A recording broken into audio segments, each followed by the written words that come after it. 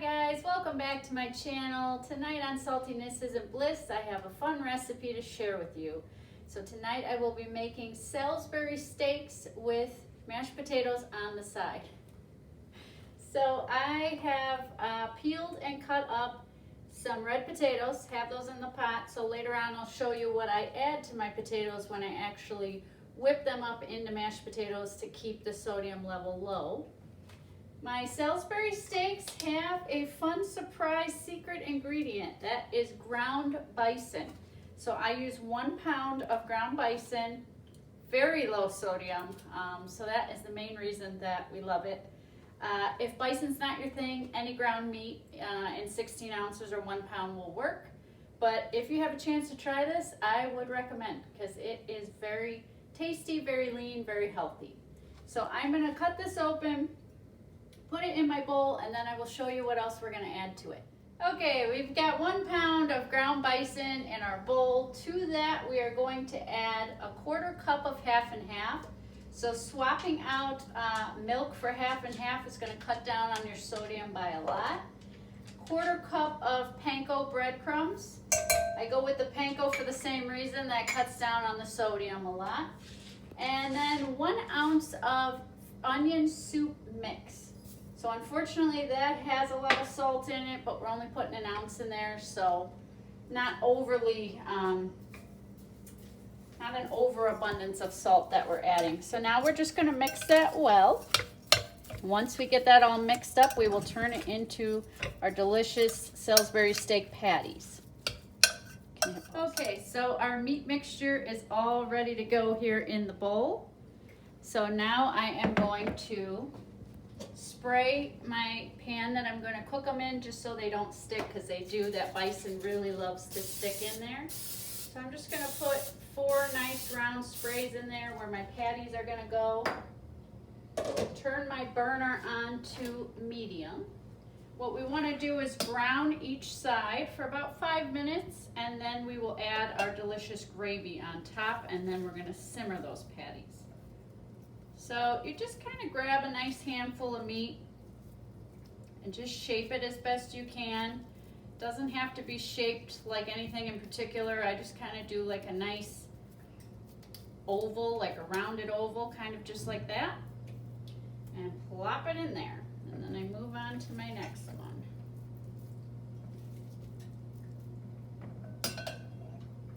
Alright guys, so our Salisbury steak patties are all shaped in our pan. As you can see in here, there's a little sizzle going, which is great because we want to brown each side. So I'm going to put the lid on now, let those set for about 5 minutes on that side, flip them over. I will give you a sneak peek when I flip them so you can see that nice brown side. While that is cooking, we are going to mix up our sauce. So our sauce consists of just 2 ingredients. We're going to go with a 10.5 ounce can of mushroom soup. If you can find a healthy or fit and active or reduced sodium version of the soup, that's great, because the canned soups hold a lot of salt. And then we've got 1 cup of beef broth. I was able to find an unsalted beef broth, so that's been great in cutting down on the salt content as well. So I've already got the soup in the bowl here. And now I'm just going to add my broth. And then I'm just going to mix that well.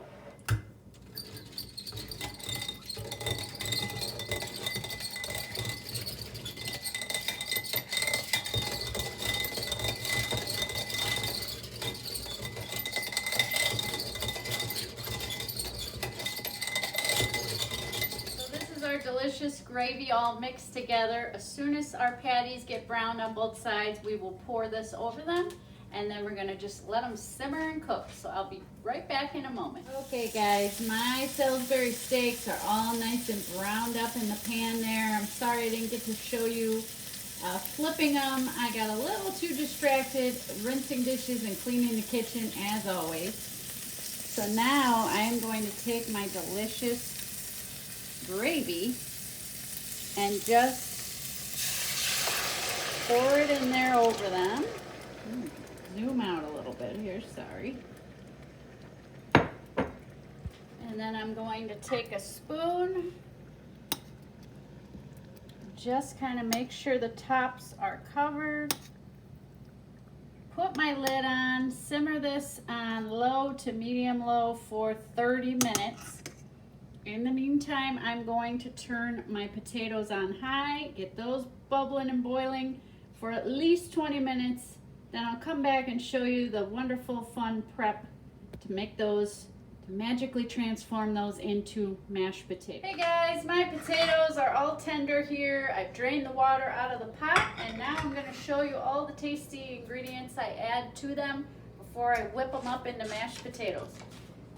I start with half and half. Again, if you substitute that for milk, that's going to cut down on your salt content. Just kind of eyeball it. I'll give you an estimated measurement down below. I've got a nice little chunk of unsalted butter here going in. 2 garlic cloves minced.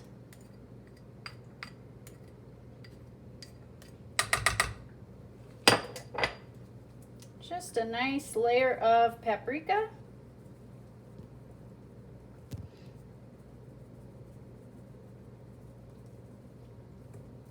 And then a nice layer of rainbow peppercorn.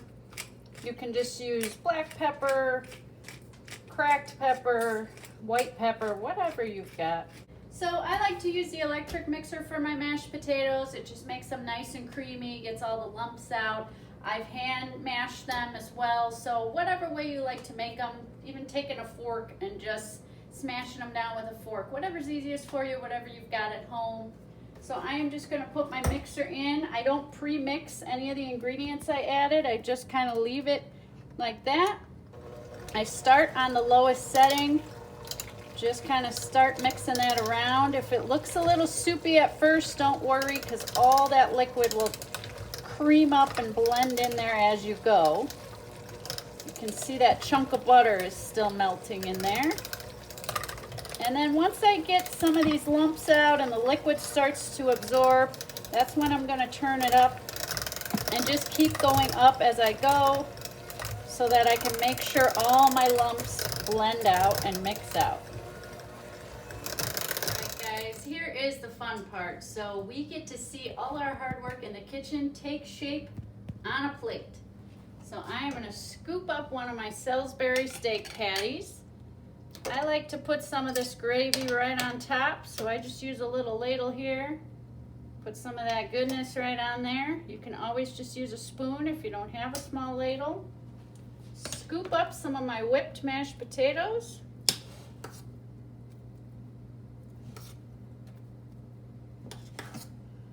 And I like to top those with some dried parsley. And there it is. Take a look at that. Let me know down below if you were brave enough to try the bison with this recipe or any other interesting, unique meats that you've made recipes with and grown to love or found out were lean or healthier or lower sodium than you expected, like we did with the bison. Thanks for joining me in the kitchen. I will see you next time.